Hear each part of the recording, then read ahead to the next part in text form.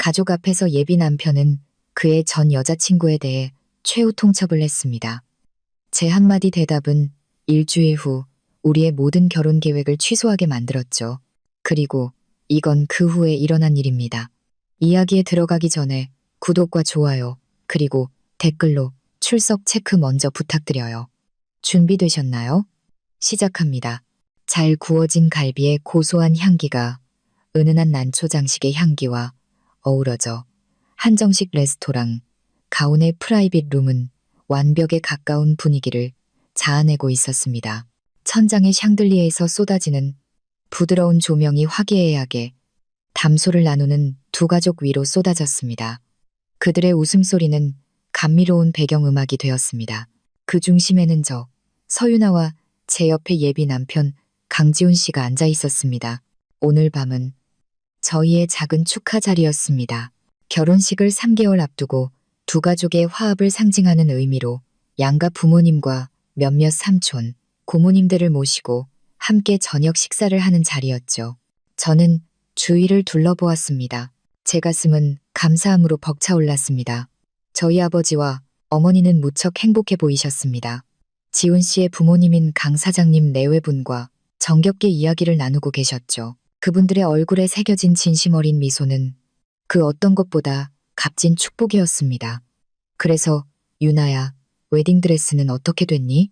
100% 다 완성된 거야? 지훈 씨의 고모님께서 반짝이는 눈으로 물으셨습니다. 저는 미소 지었습니다. 거의요, 고모님. 다음 주에 최종 피팅만 남았어요. 물론 지훈 씨는 아직 보면 안 되고요. 테이블 밑에서 제 손을 잡고 있던 지훈 씨가 부드럽게 손을 쥐었습니다. 나는 빨리 보고 싶어서 참을 수가 없어.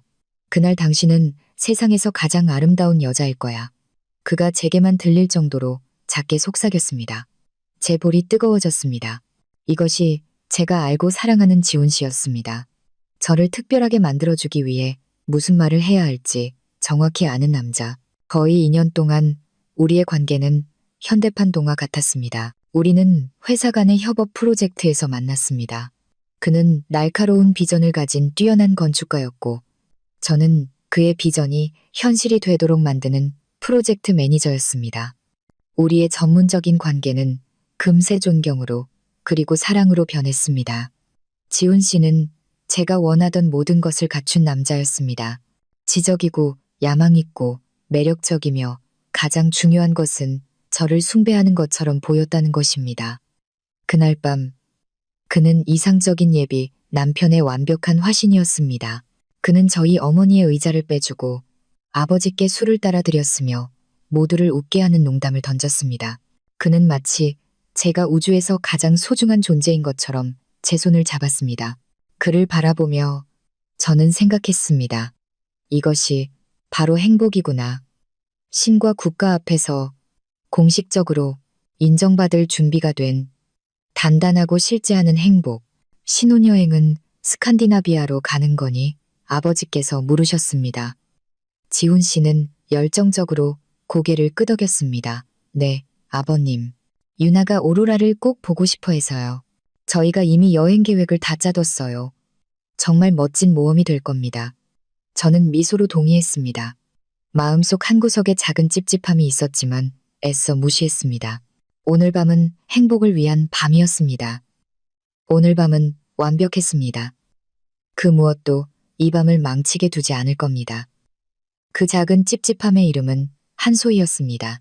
소희는 지훈 씨의 전 여자친구였습니다. 그들은 5년 동안 사귀었습니다. 저와 지훈 씨가 만나기 약 1년 전에 헤어졌다고 했습니다. 지훈 씨 말로는 더 이상 길이 맞지 않아 좋게 헤어졌다고 했습니다. 우린 친구로 지내는 게 더 잘 맞아. 그때 그는 그렇게 말했습니다.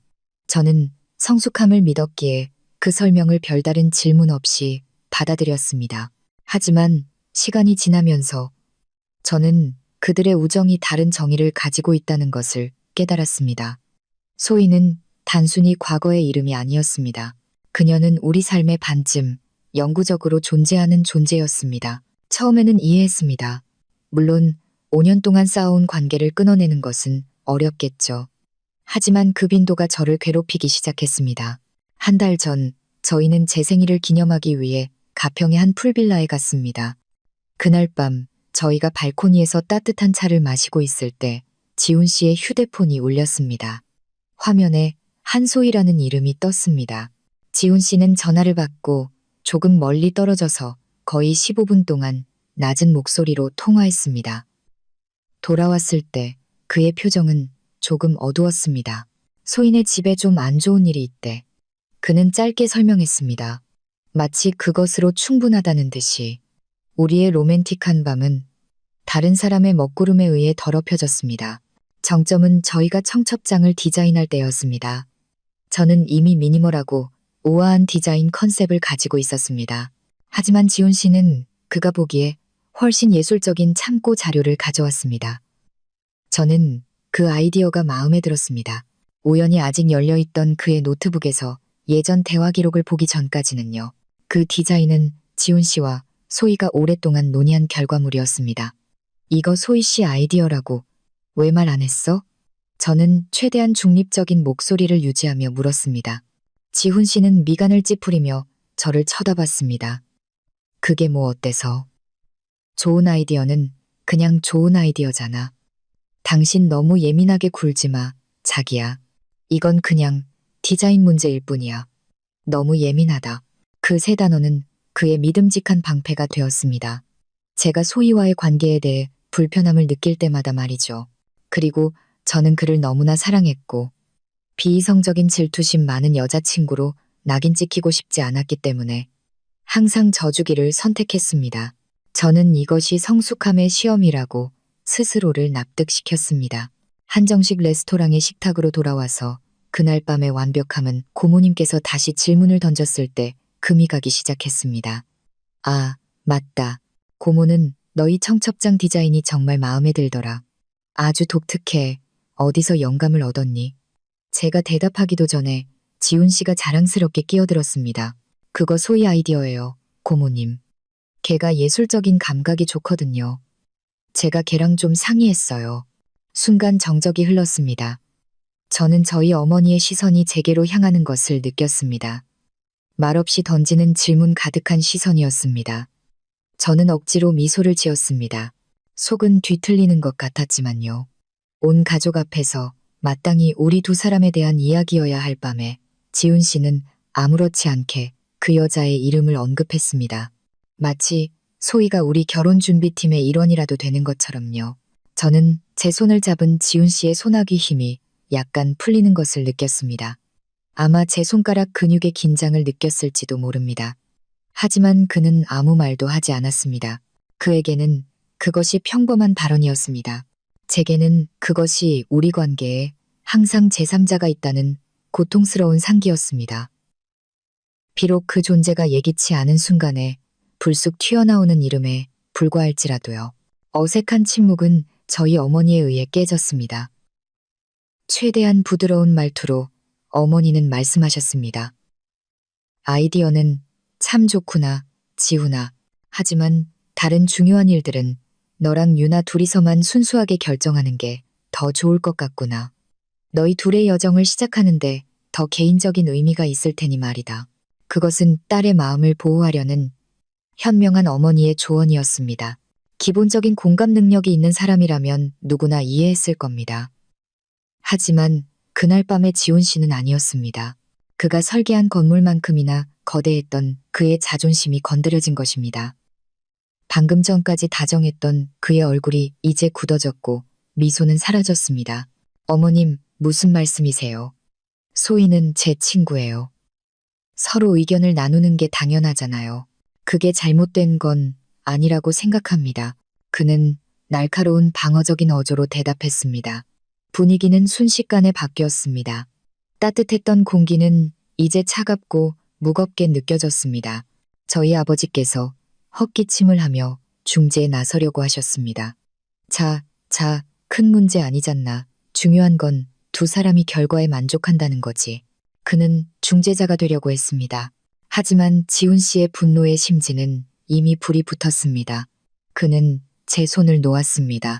그는 궁지에 몰렸다고 느꼈습니다. 마치 소희와의 우정이 범죄라도 되는 것처럼요. 그는 등을 꼿꼿이 세우고 마치 이사회 앞에서 연설하려는 듯 테이블 주위를 둘러보았습니다. 모두들 잘 들으세요. 그의 목소리는 맑고 차갑게 침묵을 갈랐습니다. 오해가 더 이상 없도록 이번 한 번만 확실히 해두겠습니다. 모든 대화가 멈췄습니다.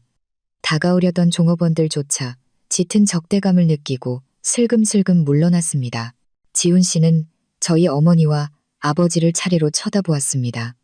그리고 마침내 그의 눈은 제 눈에 고정되었습니다. 소희는 제 과거의 일부입니다. 그건 사실입니다. 그리고 그녀는 앞으로도 항상 제 삶의 일부일 겁니다. 항상요. 지훈 씨는 마지막 단어를 강조했습니다. 그의 눈은 날카롭게 빛났습니다. 제가 최악의 시기를 겪을 때 제가 누구를 만나기 훨씬 전부터 그녀는 제 곁에 있었습니다. 숨이 목구멍에서 턱 막혔습니다. 저는 이제 온 가족의 시선이 제게 쏠리는 것을 느낄 수 있었습니다. 마치 법정의 피고인처럼 제 반응을 기다리고 있었습니다. 그리고 지훈 씨는 조금의 떨림도 없는 목소리로 최후의 일격을 날렸습니다. 그는 제 눈을 똑바로 쳐다보며 모든 것을 바꿀 문장을 내뱉었습니다. 만약 당신이 그게 싫다면, 유나, 만약 당신이 그걸 받아들일 수 없다면 우리 결혼하지 맙시다.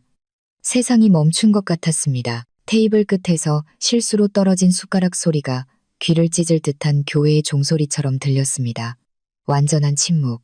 모두가 얼어붙어 충격과 동정, 그리고 공포가 뒤섞인 눈으로 저를 쳐다봤습니다. 그들은 모두 제가 무너지기를, 눈물을 쏟기를, 애원하기를, 혹은 격렬한 싸움을 시작하기를 기다렸습니다. 지훈 씨도 기다리고 있었습니다. 그의 턱은 굳게 다물어져 있었고 표정은 오만함과 도전으로 가득 차 있었습니다. 그는 방금 모두 앞에서 우리의 미래를 도박에 걸었고 100% 이길 것이라고 확신했습니다. 그 고요한 폭풍의 한가운데서 이상한 평온함이 저를 감쌌습니다.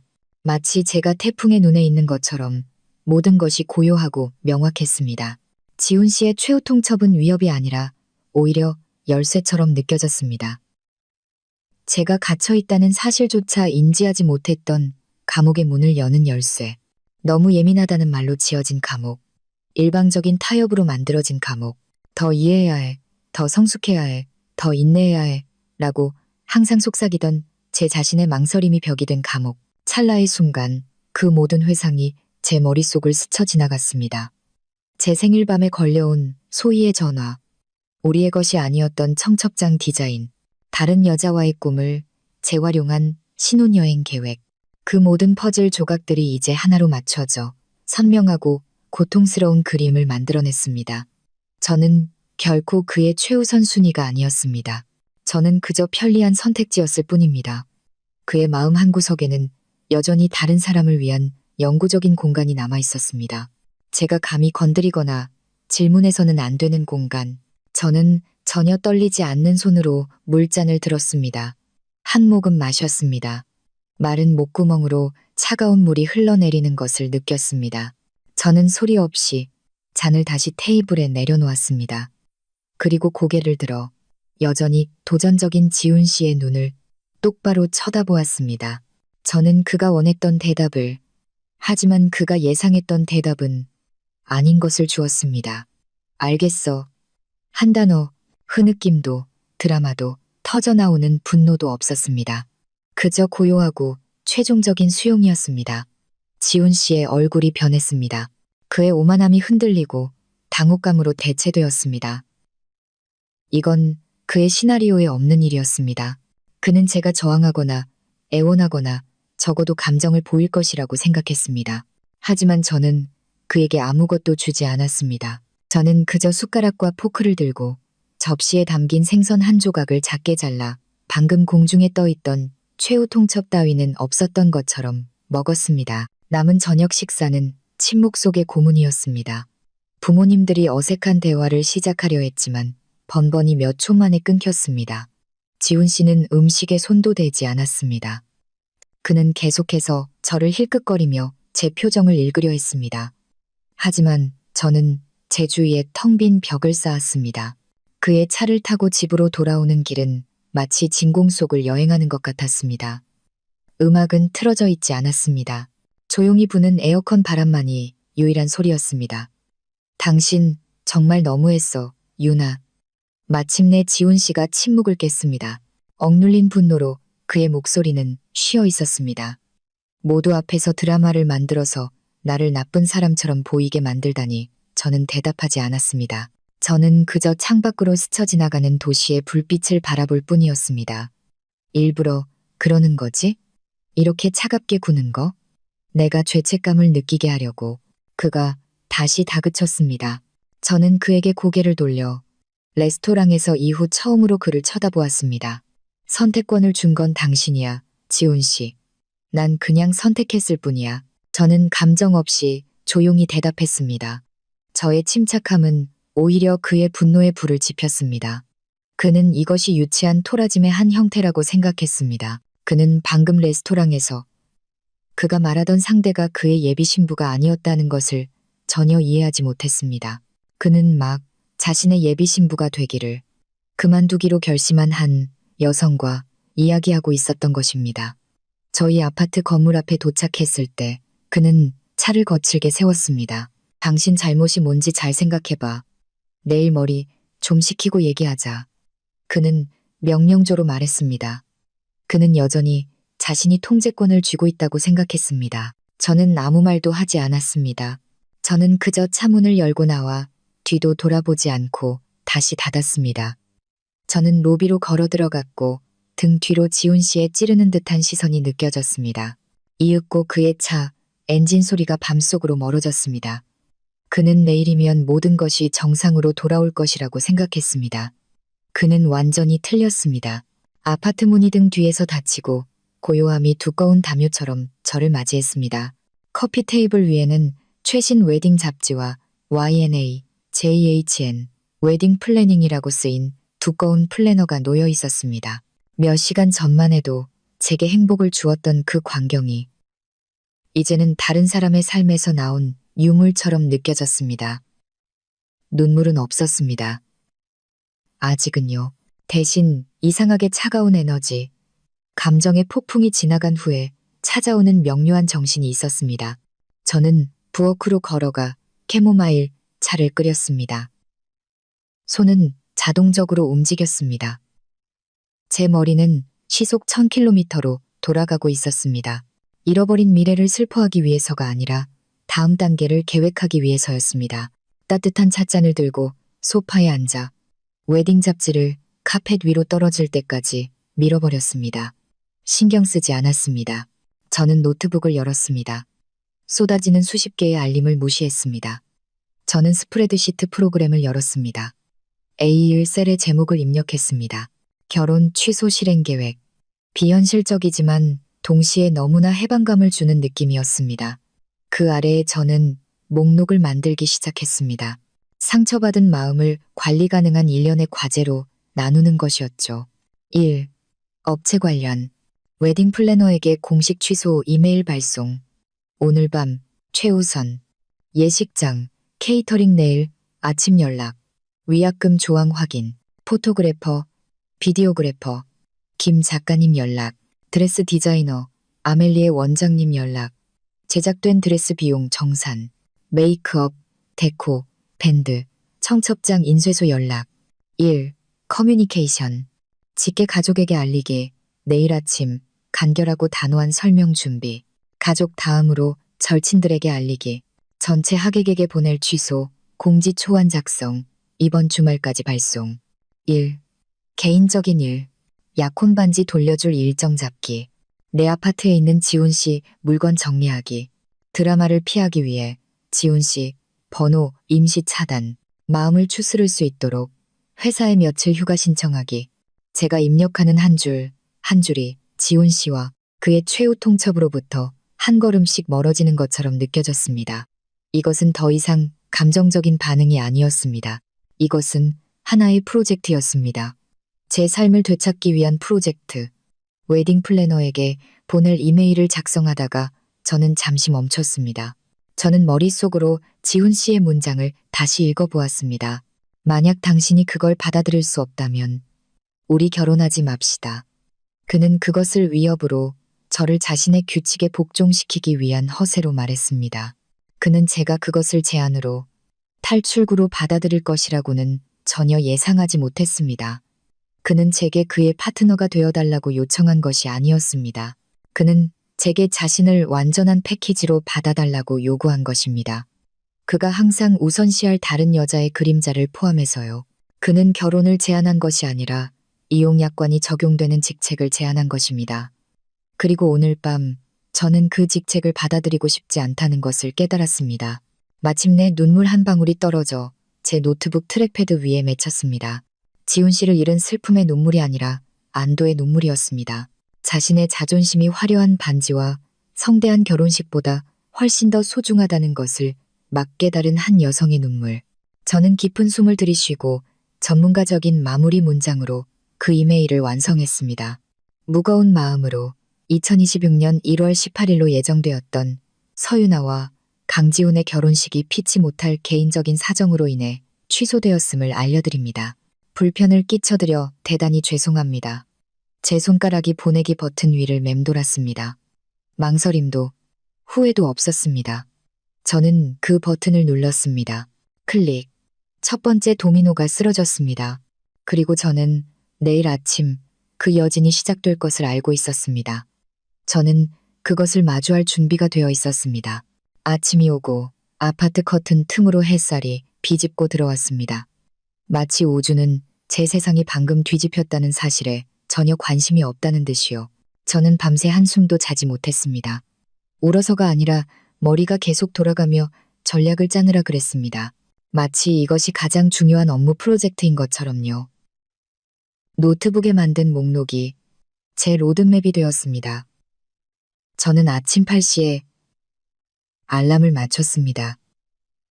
연락처에서 김하나 플래너님의 이름을 찾을 때 심장이 조금 더 빨리 뛰었습니다. 이것은 모든 것을 현실로 만들 첫 번째 단계였습니다. 제 머릿속의 결정을 누구도 부인할 수 없는 사실로 바꾸는 일이었습니다. 한밤중에 이메일을 보내는 것은 충동적인 행동처럼 느껴질 수 있습니다. 하지만 근무 시간에 하는 전화 통화는 공식적인 선언입니다. 3번 심호흡을 한 후 저는 통화 버튼을 눌렀습니다. 네, 좋은 아침입니다. 웨딩의 여신 김하나입니다. 건너편에서 명랑한 목소리가 대답했습니다. 안녕하세요. 플래너님, 강지훈 씨 예비 신부 서윤아입니다. 제 목소리가 약간 잠겨 있었습니다. 저는 헛기침을 했습니다. 제가 어젯밤에 보낸 이메일 관련해서 확인차 전화드렸습니다. 잠시 정적이 흘렀습니다. 명랑했던 목소리는 금세 조심스러워졌습니다. 아, 네, 유나님. 안녕하세요. 이메일은 읽었습니다. 신부님, 이거 정말인가요? 혹시 오타가 있거나 정말이에요, 플래너님. 저는 그녀의 망설임을 끊으며 단호하게 대답했습니다. 저희 결혼 취소됐어요. 이 결정은 최종적입니다. 저는 김 플래너님이 한숨 쉬는 소리를 들을 수 있었습니다. 네, 알겠습니다. 유나님, 정말 안타깝네요. 혹시 실례가 안 된다면 개인적인 사정이에요. 플래너님, 이해해 주셨으면 합니다.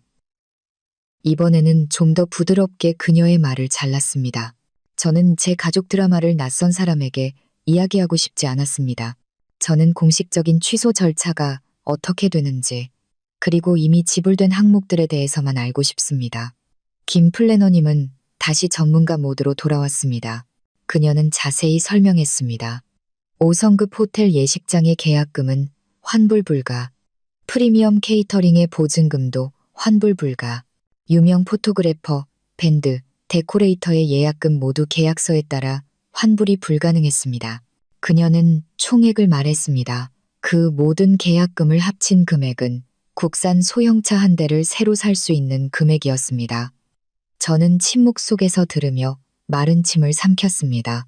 그 숫자는 마치 뺨을 맞는 것 같았습니다. 제가 저지른 실수에 대해 지불해야 하는 벌금, 잘못된 사람을 선택한 실수에 대한 벌금이었습니다. 물론 마음이 아팠습니다. 하지만 이상하게도 후회는 없었습니다. 이해합니다. 플래너님, 최대한 빨리 절차 진행 부탁드릴게요. 제가 이메일로 공식 취소 확인서를 보내드리겠습니다. 저는 제가 느끼는 것보다 더 단단한 목소리로 말했습니다. 네, 유나님, 다시 한번 무슨 일이 있었든 정말 유감입니다. 그녀가 진심으로 말했습니다. 우리는 전화를 끊었습니다. 저는 어두워진 휴대폰 화면을 응시했습니다. 금전적 손실은 현실이었습니다. 하지만 만약 이 결혼이 계속되었다면 제가 잃었을 것들, 제 자존심, 정신적 평화, 제 미래를 생각하니 그 숫자는 아주 작게 느껴졌습니다. 그것은 벌금이 아니라 해방의 비용이었습니다. 다음 전화는 훨씬 더 힘들었습니다. 저는 부모님께 영상통화를 걸었습니다. 화면에 부모님의 얼굴이 나타났고 밝게 웃고 계셨습니다. 우리 딸, 좋은 아침. 어머니께서 명랑하게 말씀하셨습니다. 어젯밤엔 어땠어? 다 순조로웠지? 엄마가 보니 지훈이가 우리 가족한테 참 잘하더라. 어머니의 말씀에 담긴 아이러니가 칼날처럼 느껴졌습니다. 저는 깊은 숨을 들이마셨습니다. 엄마, 아빠, 드릴 말씀이 있어요. 그분들의 얼굴에서 미소가 서서히 사라졌습니다. 제 표정을 보고 걱정스러운 주름으로 바뀌었습니다. 저, 지훈 씨랑 결혼 안 해요. 취소됐어요. 침묵. 저는 어머니께서 천천히 고개를 젓는 것을 볼 수 있었습니다. 방금 들은 말을 믿을 수 없다는 듯이요. 아버지는 그저 저를 뚫어지게 쳐다보며 이해하려고 애쓰셨습니다. 그게 무슨 말이니, 얘야. 어머니의 목소리가 떨렸습니다. 크게 싸운 거니. 그럴 수 있어, 딸아. 결혼 앞두고는 시련이 많은 법이야. 마음에 담아두지 마라. 이건 그냥 보통 싸움이 아니에요, 엄마. 저는 설명했습니다. 목소리를 안정시키려고 애쓰면서요. 저는 지훈 씨의 최후 통첩을 다시 이야기했습니다. 한마디 한마디. 저는 소희의 존재뿐만 아니라 지훈 씨가 모두 앞에서 저를 깎아내리고 제 자존심과 자신 중 하나를 선택하라고 강요한 방식에 대해 강조했습니다. 맙소사. 하지만 지훈이가 스트레스를 많이 받아서 그랬을 수도 있잖니. 일 문제, 결혼 준비 문제로 생각이 많아서 어머니는 여전히 이유를 변명을 찾으려 하셨습니다. 나중에 둘 다 머리 식히고 다시 한번 잘 얘기해봐. 성급하게 결정하지 말고 결혼이라는 건 서로 져주기도 해야 하는 거란다. 네, 아빠 말씀처럼 말이다. 아버지께서 현명한 어조로 거들었습니다. 순간의 자존심 때문에 오랫동안 쌓아온 관계를 망치지 마라. 저는 그분들이 좋은 뜻으로 말씀하신다는 것을 알았습니다. 그분들은 파혼이라는 단어가 어떻게든 피해야 할 수치인 세대에서 오셨습니다. 그분들은 타협을 관계에서 최고의 미덕으로 보셨습니다. 이건 자존심 문제가 아니에요. 아빠, 이건 기초의 문제예요. 유나를 동등한 파트너로 보지 않고 과거에 이어 두 번째 선택지로 여기는 남자랑 어떻게 가정을 꾸릴 수 있겠어요? 제 눈에 눈물이 고이기 시작했지만 저는 참았습니다. 저는 강해야 했습니다. 잘못된 사람과 결혼해서 평생 마음고생하고 후회하는 것보다 지금 파혼해서 창피를 당하는 게 더 나아요. 제 말은 마침내 그분들의 방어막을 뚫었습니다. 어머니는 손으로 입을 막으셨습니다. 눈물이 흐르기 시작했습니다. 아버지는 의자에 등을 기대셨습니다. 그의 얼굴은 피곤하고 슬퍼 보였습니다. 그는 제가 옳다는 것을 알았습니다. 그게 정녕 내 결정이라면 딸아.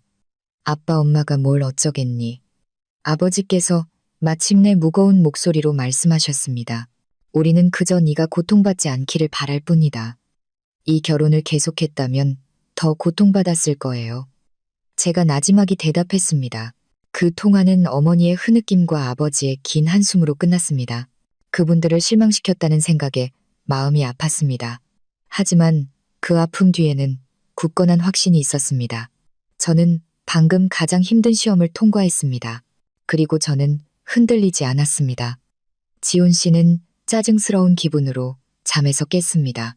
그는 휴대폰을 힐끗 보며 유나로부터 최소한 장문의 사과 메시지라도 와 있기를 기대했습니다. 아무것도 없었습니다. 부재중 전화조차 없었죠. 그의 오만함이 건드려졌습니다. 드라마를 만들어 놓고 감히 나를 무시해? 그는 생각했습니다. 그는 먼저 연락하지 않음으로써 그녀에게 교훈을 주기로 결심했습니다. 그는 유나가 자신을 낮추고 용서를 빌 때까지 기다릴 작정이었습니다. 그의 계획은 아침 9시에 산산조각 났습니다. 휴대폰이 울렸고 화면에 김하나 플래너님이라는 이름이 떴습니다. 네, 지호님, 좋은 아침입니다. 김 플래너님이 말했습니다. 바쁘신데 죄송합니다.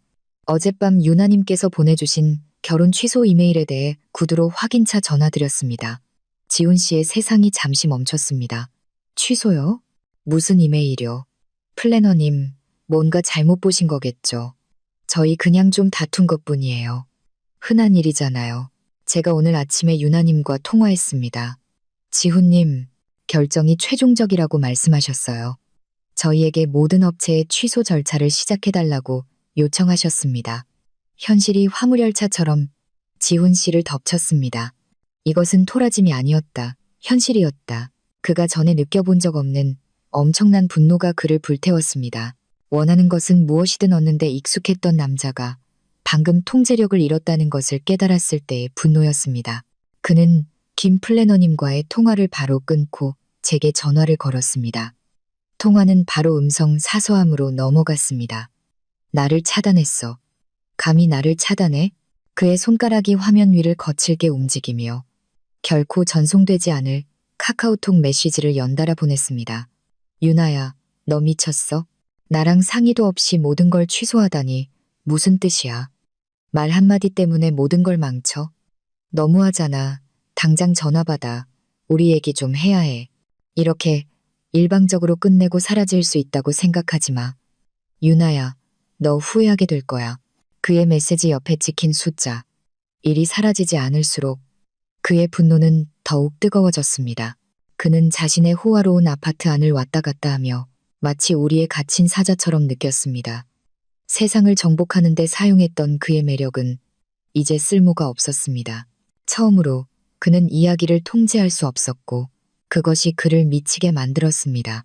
그는 소파에 휴대폰을 내던졌고 턱은 분노와 해소되지 않는 좌절감으로 굳어졌습니다.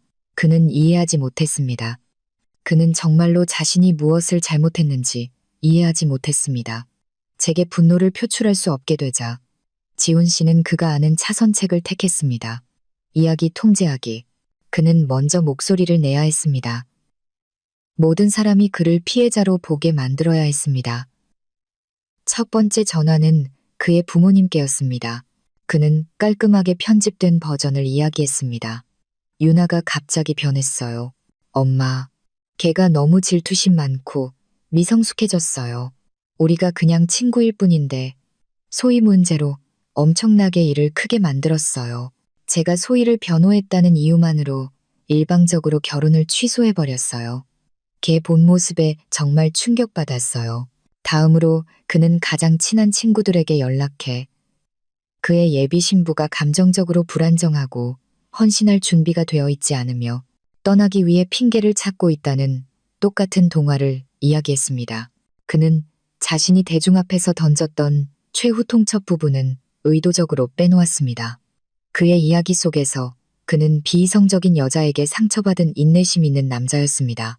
그의 이야기의 여지는 그날 오후 제게 느껴지기 시작했습니다.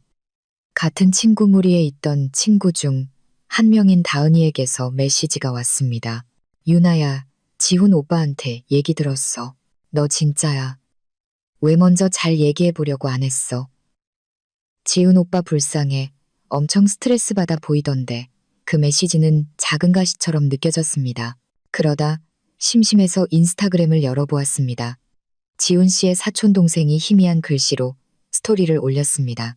가끔은 사람이 원하는 것을 얻지 못했을 때 그 본 모습을 알게 된다. 저는 그 글이 저를 겨냥한 것임을 정확히 알았습니다. 수군거림이 시작된 것입니다. 어젯밤 지훈 씨를 충격적인 눈으로 쳐다보던 사람들이 이제는 저를 비난하는 눈으로 보기 시작했을지도 모릅니다. 지훈 씨는 그의 교활함으로 그들의 마음속에 의심의 씨앗을 심는 데 성공했습니다. 고립감이 저를 덮치기 시작했습니다. 부모님께서 경고하셨던 사회적 압박이 이제 현실로 느껴졌습니다. 잠시 동안 저는 작고 외롭게 느껴졌습니다. 하지만 이내 차가운 분노가 그 아픔을 대신했습니다. 그의 이런 행동은 제가 올바른 결정을 내렸다는 것을 더욱 증명해 줄 뿐이었습니다. 존경할 만한 남자는 결코 자신이 사랑한다고 주장했던 여자의 평판을 망가뜨리려 하지 않을 것입니다. 그날 밤 저희 집 초인종이 울렸습니다. 문구멍으로 엿보니 대학 시절부터 제 가장 친한 친구인 민지가 양손에 비닐봉지를 들고 서 있었습니다. 저는 문을 열었습니다. 지원군을 데려왔어. 그녀가 봉지를 들어 올리며 말했습니다. 하나는 3가지 맛 초콜릿 아이스크림, 다른 하나는 내가 찾을 수 있는 가장 부드러운 티슈, 무기를 골라 저는 작게 웃었습니다. 그날 하루 중 처음으로 나온 진심 어린 웃음이었습니다. 저는 그녀를 꽉 껴안았습니다. 와줘서 고마워. 당연히 와야지. 그 잘난 건축가, 나쁜 놈한테 홀딱 넘어간 다은이한테 막 얘기 들었어. 민지가 가져온 것들을 테이블에 놓으며 말했습니다. 이야기가 분명히 왜곡됐을 거라고 바로 알았지. 그러니 진짜 버전을 말해봐. 저는 모든 것을 이야기했습니다. 최후 통첩, 그의 오만한 시선, 그리고 제 결정까지. 민지는 끼어들지 않고 들어주었습니다. 제가 이야기를 마치자 그녀는 아이스크림을 큰 숟가락으로 펐습니다. 잘했어.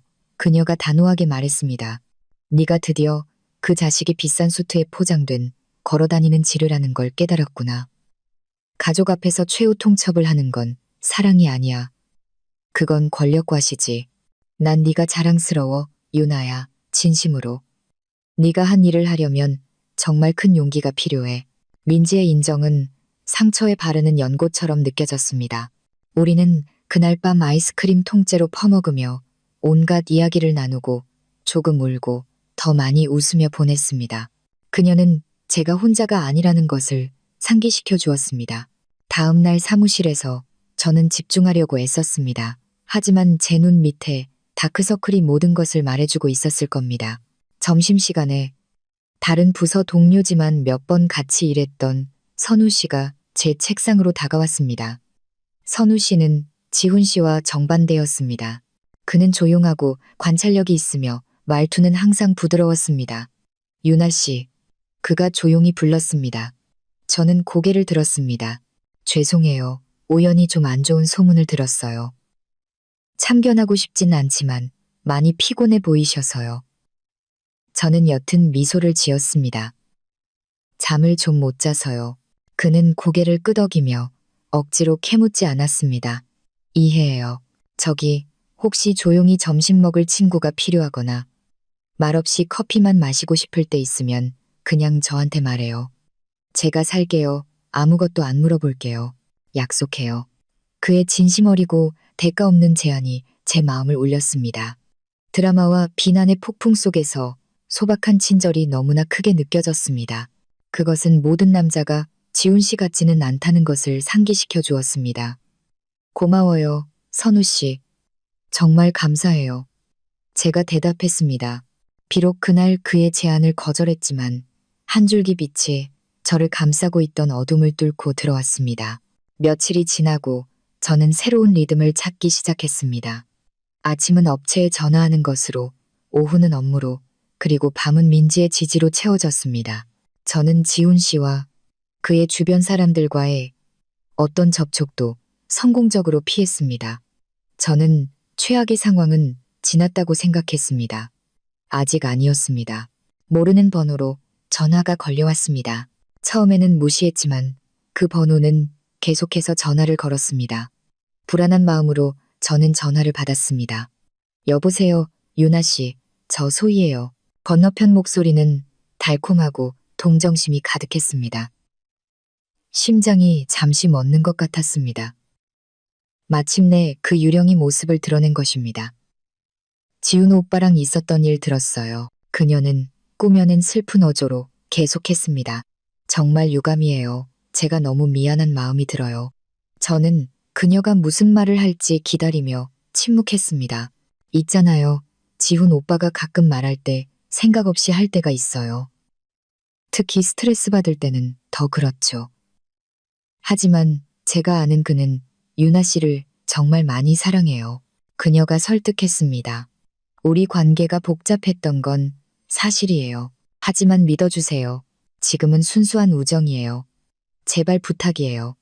제가 두 분이 헤어지는 이유가 되게 하지 말아주세요. 다시 한번 얘기해 보세요. 네. 그녀의 입에서 나오는 모든 단어는 독이 든 꼴로 코팅되어 있었습니다. 그녀는 저를 돕고 있는 것이 아니었습니다. 그녀는 지훈 씨를 위해 피해를 수습하고 있었습니다. 그녀는 자신을 죄 없는 피해자로, 그리고 저는 그들의 신성한 우정을 오해한 과민하고 질투심 많은 여자로 포지셔닝하고 있었습니다. 그녀는 교묘하게 제가 죄책감을 느끼도록 만들려 했습니다. 예전에 저였다면 아마 흔들렸을지도 모릅니다. 제 결정을 의심했을지도 모르죠. 하지만 저는 더 이상 예전의 서윤아가 아니었습니다. 소희 씨, 제가 대답했습니다. 제 목소리는 제 귀에도 차갑고 침착하게 들렸습니다. 관심 가져주셔서 감사해요. 하지만 틀렸어요. 이건 당신에 대한 게 아니에요. 건너편에서 침묵이 흘렀습니다. 이건 지훈 씨가 우리 가족 앞에서 제게 한 최후 통첩에 대한 거예요. 이건 그가 파트너로서 제게 보여주지 않았던 존중의 문제예요. 제 결정은 최종적이고 당신과는 아무 관련이 없어요. 저는 말을 이었습니다. 잠시 멈춘 후 마지막 일격을 가했습니다. 그리고 한 가지 더, 좋은 의도는 감사하지만 다시는 제게 연락하지 말아주세요. 지훈 씨 문제는 그 사람 스스로의 문제예요. 어른으로서 자신의 문제를 해결하는 법을 배우게 두세요. 그녀의 대답을 기다리지 않고 저는 전화를 끊었습니다. 저는 휴대폰을 책상에 내려놓았습니다. 아드레날린 때문에 손이 약간 떨렸지만 가슴 속에서는 엄청난 해방감을 느꼈습니다. 저는 방금 제 관계를 내내 괴롭혔던 유령과 정면으로 마주했고 저는 두려워하지 않았습니다. 저는 명확한 경계선을 그었습니다. 이 장은 이제 정말로 끝났습니다. 저는 자유로워졌습니다. 제가 그 취소 이메일의 보내기 버튼을 누른 날로부터 한 달이 지났습니다. 10년처럼 느껴졌던 한 달. 행정적인 전화 통화의 연속, 어색한 대화, 그리고 사람들의 동정 어린 시선이 서서히 사라졌습니다. 이제 남은 것은 고요함이었습니다. 시식이나 업체 미팅으로 채워졌을 주말의 고요함, 지훈 씨의 전화로 채워졌을 밤의 고요함. 처음에는 그 고요함이 귀를 먹먹하게 했습니다. 제 일정표의 빈 공간은 저를 삼킬 듯한 블랙홀처럼 느껴졌습니다. 취소 후 첫 번째 토요일, 저는 잠에서 깨어 뭘 해야 할지 몰랐습니다. 저는 일시간 동안 멍하니 아파트 천장을 바라보며 무력감을 느꼈습니다. 외로움이라는 감정은 싫지 않은 적이었습니다. 하지만 두 번째 주말이 왔을 때 저는 지는 것을 거부했습니다. 저는 그 블랙홀을 바라보며 그 안에 별을 던져넣기로 결심했습니다. 저는 노트북을 열었습니다. 취소 목록을 만들기 위해서가 아니라 소원 목록을 만들기 위해서였습니다. 항상 하고 싶었지만 결혼한 후에라는 이유로 항상 미루었던 것들, 그 목록의 맨 위에는 혼자 여행하기가 있었습니다. 3주 후 저는 경주에 도착했습니다. 도피가 아니라 제 자신을 찾아가는 순례였습니다.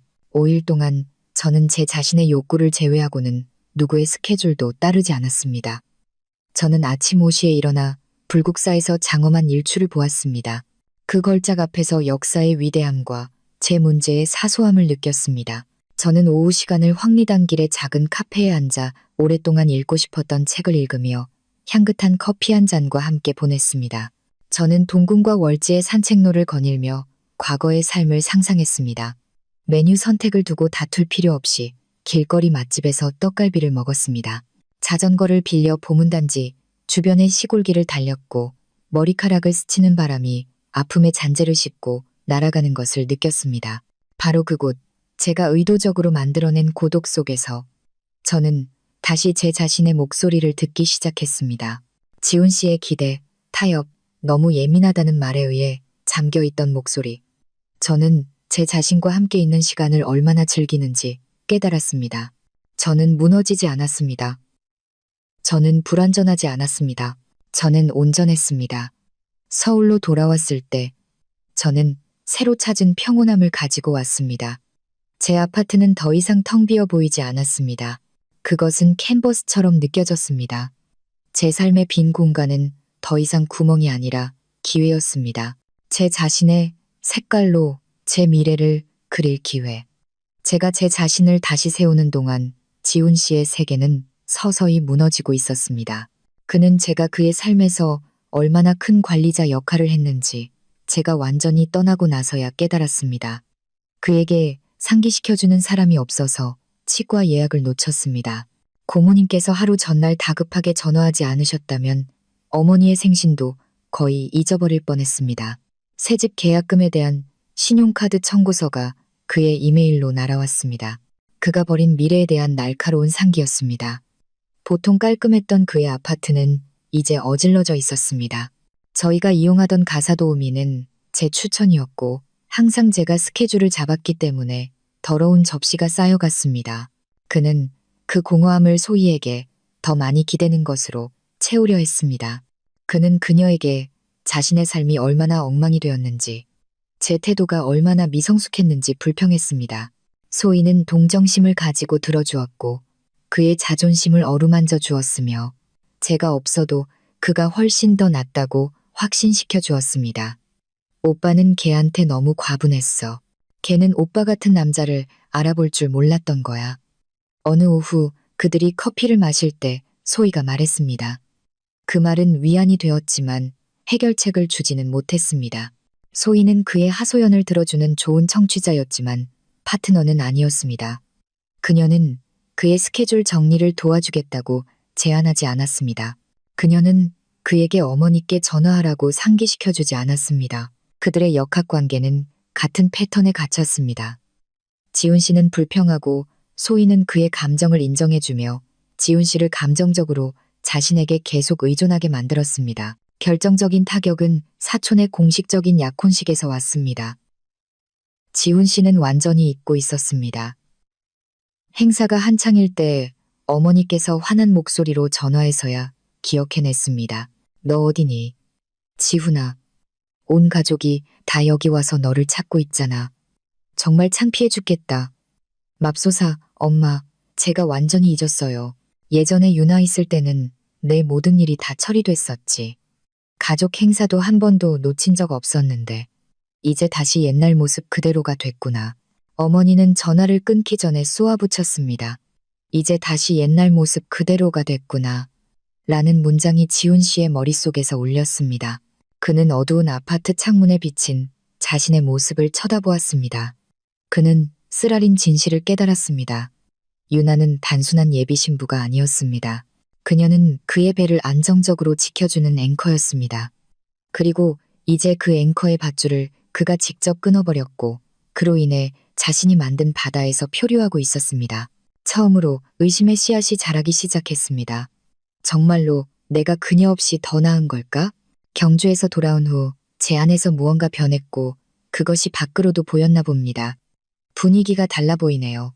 회사 탕비실 근처에서 우연히 마주친 선우 씨가 말했습니다. 더 평화로워 보여요. 저는 진심으로 미소 지었습니다. 아마 마침내 숨통이 트여서 그런가 봐요. 그렇다면 제가 전에 제안했던 커피 약속은 아직 유효한가요? 그 숨통 트인 걸 축하하는 의미에서요. 그가 따뜻한 옅은 미소를 지으며 물었습니다. 이번에는 제가 고개를 끄덕였습니다. 좋아요. 우리는 도시의 소음에서 멀리 떨어진 작은 골목에 숨겨진 커피숍으로 향했습니다. 분위기는 커피와 나무 향이 어우러져 평온했습니다. 항상 과실을 위한 장소였던 화려하고 붐비는 레스토랑에서의 지훈 씨와의 데이트와는 달랐습니다. 우리의 대화는 자연스럽게 흘러갔습니다. 선우 씨는 지훈 씨나 제 이별의 세부 사항에 대해 묻지 않았습니다. 그는 제 경주 여행에 대해 물었습니다. 그는 제가 읽고 있는 책에 대해 물었습니다. 그는 정말 뛰어난 청취자였습니다.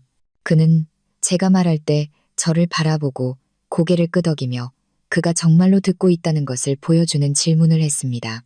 저는 평소 혼자 간직하던 작고 연약한 감정들에 대해 이야기하고 있는 제 자신을 발견했습니다. 그동안 저는 항상 제 감정을 걸러내야 한다고 느꼈어요. 제가 라떼를 저으며 말했습니다. 과장되거나 유치하게 보일까봐 두려웠어요. 항상 제가 너무 예민하게 들리지 않도록 조심했죠. 선우 씨는 부드럽고 이해심 깊은 눈빛으로 저를 바라보았습니다. 그는 웃거나 얕보지 않았습니다. 유나 씨 감정은 타당한 거예요. 그가 조용히 말했습니다. 무언가를 너무 깊이 느끼는 것 같은 건 없어요. 그건 우리 내면의 나침반 같은 거잖아요. 만약 누군가 당신에게 그 나침반을 무시하라고 한다면 그건 그 사람이 당신이 자신의 길을 찾길 원하지 않는다는 뜻이에요. 그의 말은 너무나 단순했지만 그 영향은 엄청났습니다. 조건 없는 순수한 인정. 제가 지난 2년 동안 깨닫지도 못한 채 그리워했던 무언가였습니다. 지훈 씨와 함께 있을 때 저는 항상 제 감정이 들을 가치가 있다는 것을 증명해야 한다고 느꼈습니다. 선우 씨와 함께 있을 때 저는 제 감정이 하나의 진실로서 그냥 받아들여지는 것을 느꼈습니다.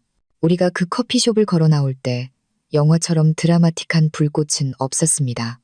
대신 깊은 편안함이 있었습니다. 온전한 제 자신이 될 수 있는 안전함. 아주 오랜만에 처음으로 저는 파트너나 예비 신부로서가 아니라 한 인간으로서 보여지는 것을 느꼈습니다.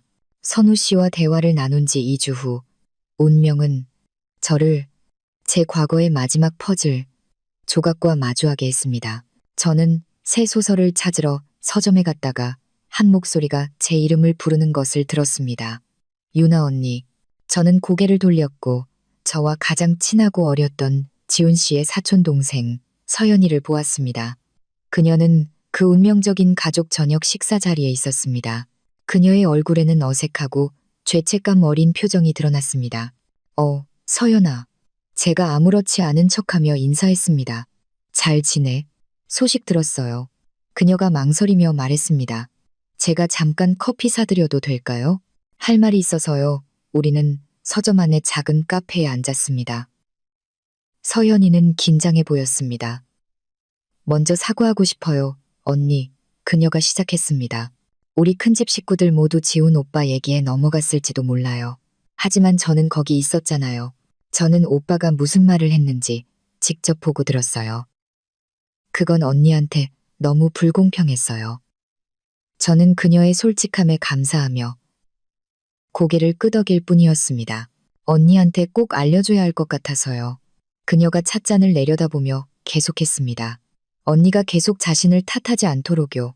지훈 오빠랑 소희 언니 관계는 복잡해요. 이건 그냥 끝나지 않은 옛사랑 같은 게 아니에요. 그녀는 제가 전혀 몰랐던 이야기를 해주었습니다. 몇 년 전 지훈 씨가 막 건축 회사를 시작했을 때 그의 집안 사업이 심각한 재정 위기를 겪어 거의 파산 직전까지 갔다고 합니다. 바로 그때 소희의 가족이 나타나 모든 것을 구해준 무이자 거액 대출을 해주었다고 합니다. 그때부터 서연이가 조용히 말했습니다. 지훈 오빠는 그들에게, 특히 다리를 놔준 소희 언니에게 평생 갚아야 할 빚을 졌다고 생각해요. 오빠는 언니에게 절대로 아니라고 말할 수가 없어요. 그리고 솔직히 소희 언니도 그걸 알고 어느 정도는 이용하고 있고요.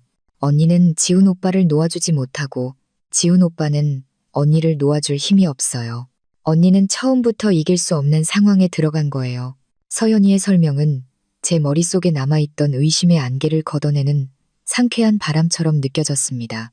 그래서 이것은 제가 부족해서, 이해심이 없어서, 혹은 인내심이 부족해서가 아니었습니다.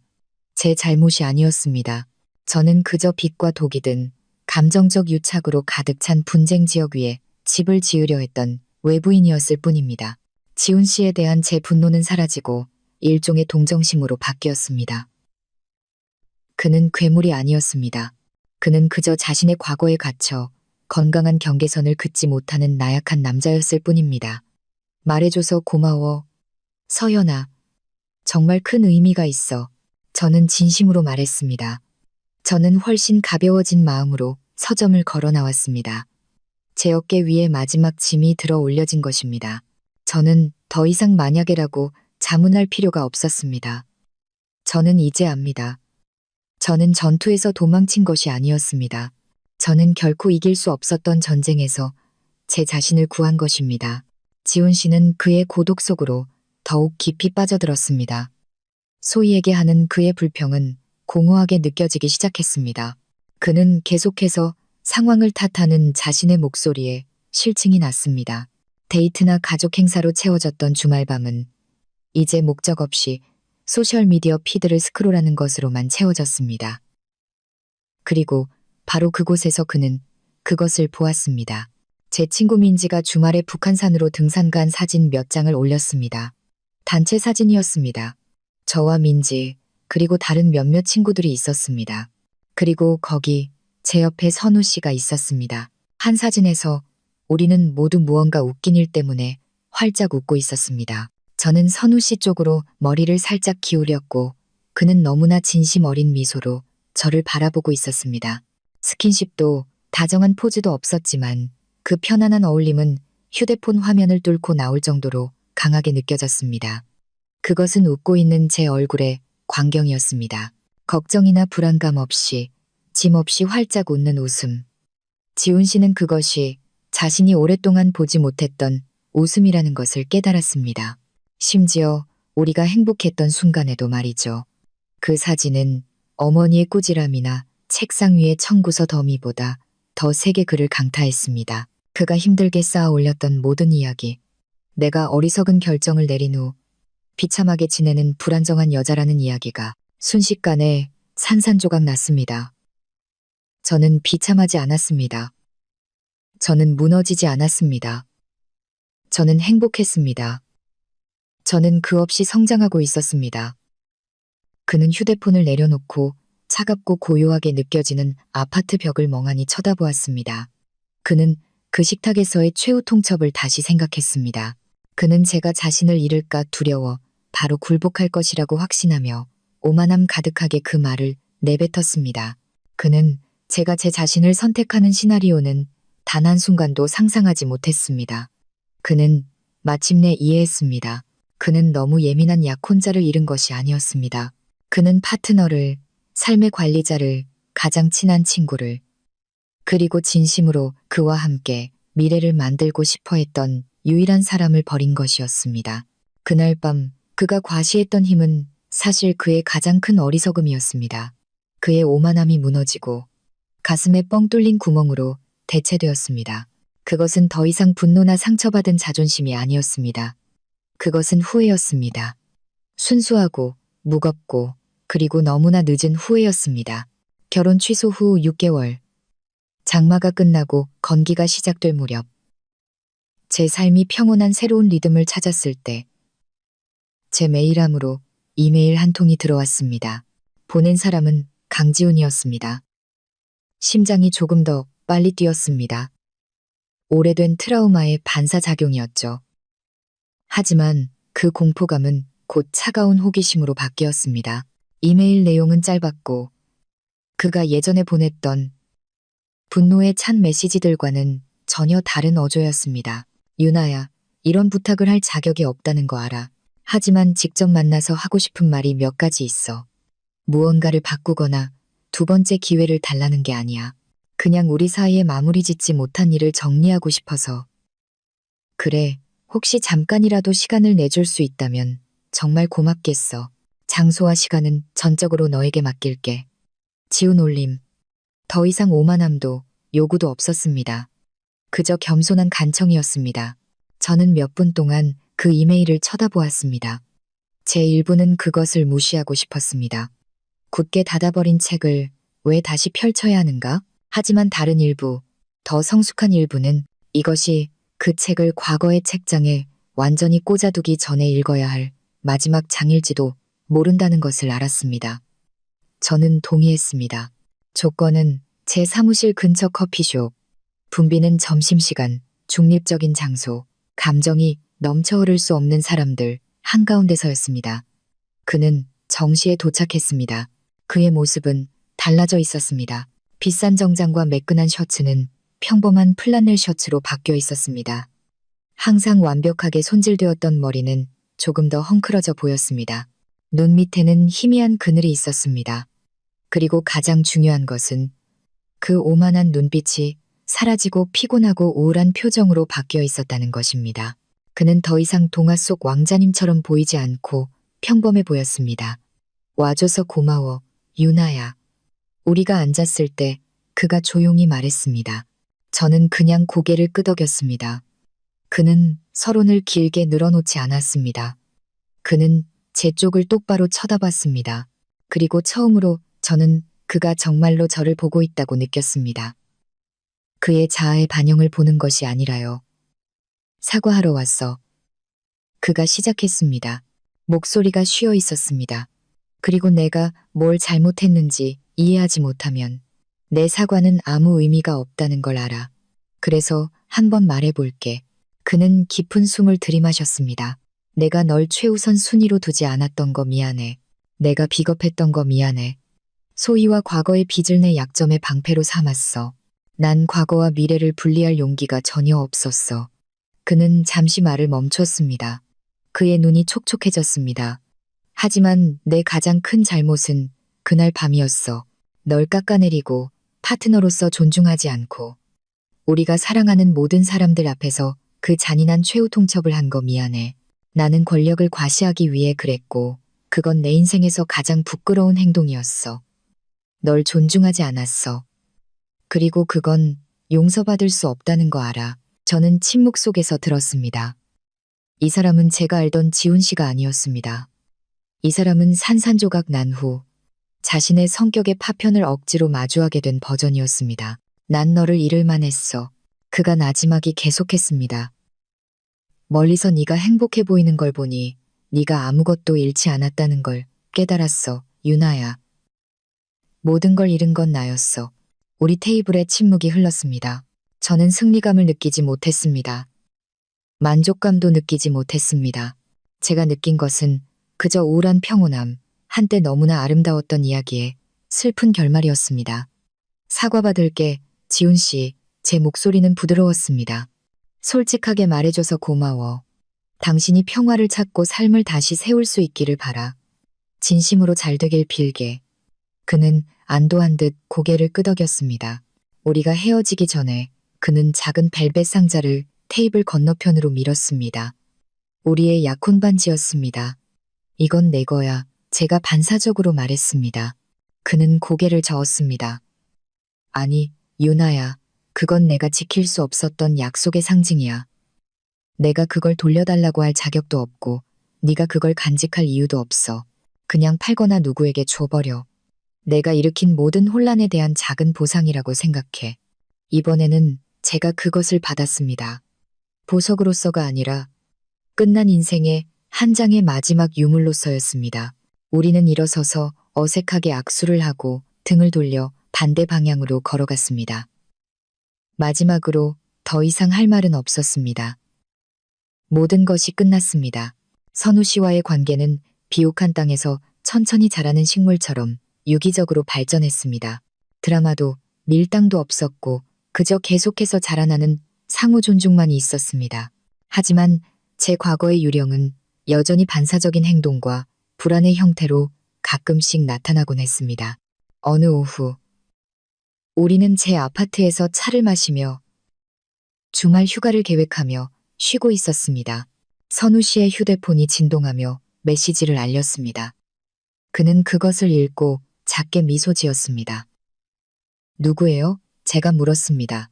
너무나 아무렇지 않은 척하는 어조가 오히려 제 약간의 호기심을 드러냈습니다. 아, 혜진이. 선우 씨가 휴대폰에서 눈을 떼지 않고 편안하게 대답했습니다. 오랜 친구. 여자 이름.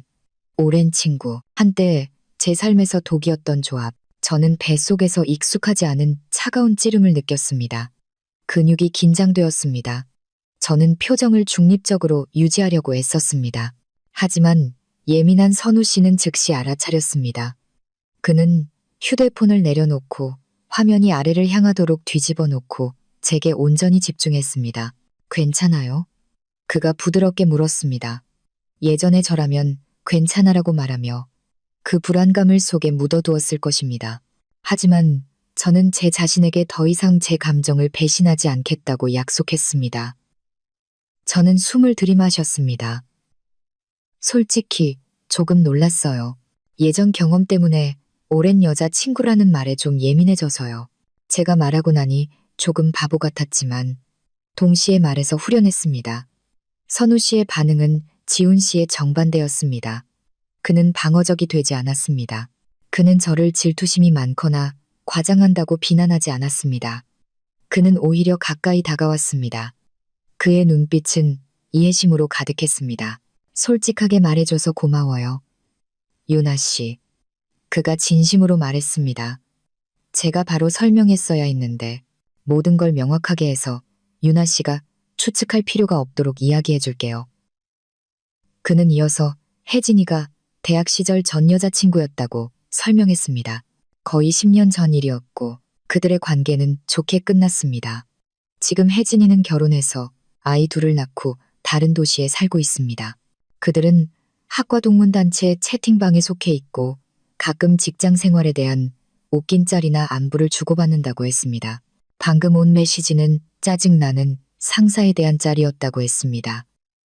우리 소통은 딱 그 정도예요. 전화나 개인적인 대화는 전혀 없어요. 하지만 그는 잠시 말을 멈추고 진지하게 저를 쳐다보았습니다. 만약 이 일이 조금이라도 유나 씨를 불편하게 한다면 저는 알고 싶어요. 저에게는 동문 단톡방보다 유나 씨 마음의 평화가 훨씬 더 중요해요. 경계선은 유나 씨가 안전하고 존중받는다고 느끼는 곳에 있어요. 저는 할 말을 잃었습니다. 그는 제게 설명을 해준 것뿐만 아니라 힘을 주었습니다. 그는 소통의 문을 열고 제가 게임의 규칙을 정하는데 참여하도록 초대했습니다. 그는 제 감정이 타당하고 중요하다는 것을 보여주었습니다. 가슴속의 불안감이 즉시 사라지고 따뜻함과 감사의 물결로 대체되었습니다. 괜찮아요, 선우 씨. 정말이에요. 고마워요. 제가 묻기도 전에 설명해줘서 고맙고 이해해줘서 고마워요. 그는 미소 짓고는 제 손을 잡았습니다. 이 관계에서는 절대 최후 통첩 같은 건 없을 거예요, 유나야. 오직 대화만 있을 뿐이에요. 바로 그 순간 저는 알았습니다. 이것이 바로 제대로 사랑받는 느낌이라는 것을. 달콤한 말과 거창한 약속이 아니라 신뢰와 존중이라는 견고한 토대를 쌓는 작은 행동들로 말입니다. 일주일 후 저는 지훈 씨에게서 받은 반지를 팔았습니다. 그 돈은 혼자 여행하는데 쓰지 않았습니다. 저는 그 돈을 두 사람을 위한 제주도 스쿠버 다이빙 코스 수강료 계약금으로 사용했습니다. 2년이 눈 깜짝할 사이에 지나갔습니다. 평화롭고 안정적인 행복으로 채워진 시간은 정말 더 빨리 흐르는 것 같았습니다. 저와 선우 씨는 이제 우리가 채소밭으로 가꾼 작은 뒷마당이 있는 작은 집에 살고 있습니다. 우리의 커리어는 모두 상승세를 탔고 우리의 삶은 편안한 일상으로 채워졌습니다. 함께 저녁을 요리하고 주말에 영화를 보고 새로운 모험을 계획하는 일상. 어느 날 밤 사무실 프로젝트를 위해 링크드인에서 컨설턴트 프로필을 찾던 중 우연히 지훈 씨의 사촌 동생인 서연이의 게시물을 보게 되었습니다. 그 게시물에는 현대적인 열대 건축 양식의 아름다운 제주도 빌라 사진이 여러 장 있었습니다. 저는 미소 지었습니다. 디자인은 정말 좋았습니다. 궁금해서 댓글을 읽어보았습니다. 서연이의 친구가 물었습니다. 빌라 진짜 멋있다. 이거 지훈 오빠가 디자인한 거야? 오빠 요즘 어떻게 지내? 심장이 뛰지 않았습니다. 숨이 막히지도 않았습니다. 저는 그저 담담한 호기심으로 서연이의 답글을 읽었습니다. 서연이가 답했습니다. 응, 이게 최근 프로젝트야. 지훈 오빤 잘 지내. 1년 전에 제주도로 완전히 이사해서 거기서 건축사무소 차렸어. 지금은 빌라랑 리조트 디자인에 집중하고 있대. 거기서 훨씬 더 평온하고 행복해 보여. 소희 언니는 고등학교 동창이랑 결혼해서 지금 싱가포르에 산다고 들었어. 두 사람 다 완전히 헤어지고 서로 연락 끊기로 결심한 후에야 마침내 각자의 길을 찾은 것 같아. 저는 그 문장들을 읽으며 정보를 처리했습니다. 지훈 씨는 평화를 찾았고 소희는 자신의 길을 찾았습니다. 그들 둘은 마침내 서로를 놓아주는데 성공했습니다. 무언가 느껴야 하지 않을까요? 어쩌면 약간의 안도감이나 아픔의 잔재 같은 것. 하지만 제가 느낀 것은 그저 평화로운 공허함, 아무것도 아니었습니다. 그 소식은 마치 몇 년 전에 방문했던 도시의 날씨를 읽는 것 같았습니다. 감정이 아니라 사실이었습니다. 제 감정을 과거와 연결하던 마지막 끈은 제가 깨닫지도 못하는 사이에 이미 낡아서 끊어져 있었습니다. 뭐 봐, 자기야. 선우 씨의 목소리가 제 생각의 흐름을 깼습니다. 그는 뒤에서 제 어깨에 팔을 두르고 제 어깨에 턱을 기댔습니다. 저는 화면을 가리켰습니다. 그냥 우연히 지훈 씨 소식 봤어. 지금 제주도에 있대. 아, 그래? 선우 씨가 찰나의 순간만 관심을 보이며 말했습니다. 잘 지낸다니 다행이네. 그는 제 관자놀이에 키스하고는 바로 주제를 바꿨습니다. 그의 관심은 이미 우리의 현재로 돌아와 있었습니다.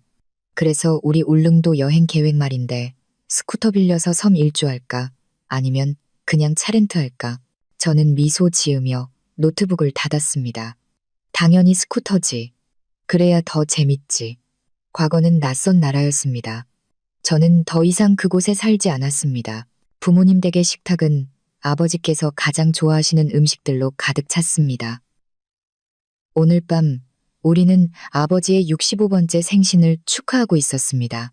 분위기는 몇 년 전 그 화려한 레스토랑에서의 긴장감 넘쳤던 밤과는 전혀 달랐습니다. 공기는 어머니께서 만드신 갈비찜 냄새, 아직 어린 조카의 웃음소리, 그리고 막힘없이 흐르는 따뜻한 대화로 가득 찼습니다. 저는 아버지와 선우 씨 사이에 앉아 있었습니다. 선우 씨는 아버지의 새 키우는 취미에 대한 이야기를 흥미롭게 듣고 있었습니다.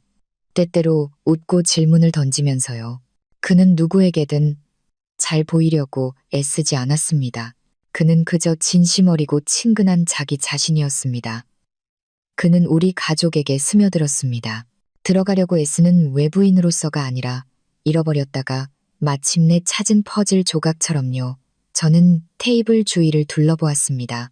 제 미래를 걱정하며 우셨던 저희 어머니는 이제 말없이 자랑스러운 미소로 저를 바라보고 계셨습니다. 제게 더 많이 져주라고 조언하셨던 저희 아버지는 이제 마치 자신의 아들인 양선우 씨의 어깨를 툭툭 치고 계셨습니다. 저는 모든 것을 바꾼 그 밤을 선명하게 기억합니다. 숨막히는 침묵, 비난하는 시선, 고립감. 제 세상이 끝날 것 같았던 밤. 저는 벼랑에서 뛰어내리는 것 같았던 한마디를 어떻게 내뱉었는지 기억합니다. 어디에 착지할지 전혀 모른 채로요. 이제 저는 제가 어디에 착지했는지 봅니다. 저는 이곳에 착지했습니다. 온전한 가족의 따뜻함 한가운데 제 감정을 방해물이 아닌 나침반으로 존중해주는 남자 옆에 저는 제 자존심과 존중이라는 토대 위에 제 스스로 세운 삶 속에 착지했습니다. 선우 씨는 제 시선을 느꼈습니다. 그는 고개를 돌려 아버지와의 대화를 잠시 멈추고 제게 왜? 라고 묻는 듯한 작은 미소를 지었습니다. 저는 그저 천천히 고개를 저으며 미소로 답했습니다. 그는 이해한 것 같았습니다. 그는 테이블 밑으로 손을 뻗어 제 손을 잡았습니다. 그의 손길은 단단하고 따뜻하고 현실적이었습니다. 고요한 바다의 앵커였습니다. 그 순간 저는 깊은 진실을 깨달았습니다. 그날 밤 제가 내뱉었던 알겠어라는 대답은 동화의 끝이 아니었습니다. 그것은 제 진짜 인생 이야기의 첫 페이지 첫 단어였습니다. 그리고 이 이야기는 저는 선우 씨의 손을 마주 잡으며 마음속으로 생각했습니다. 내가 감히 꿈꿔왔던 그 어떤 것보다 훨씬 더 아름답다. 이것이 제 이야기의 끝입니다. 때로는 우리가 거의 가질 뻔했던 것을 놓아주는 것이 우리가 마땅히 받아야 할 모든 것을 얻는 유일한 방법이라는 증거입니다. 남편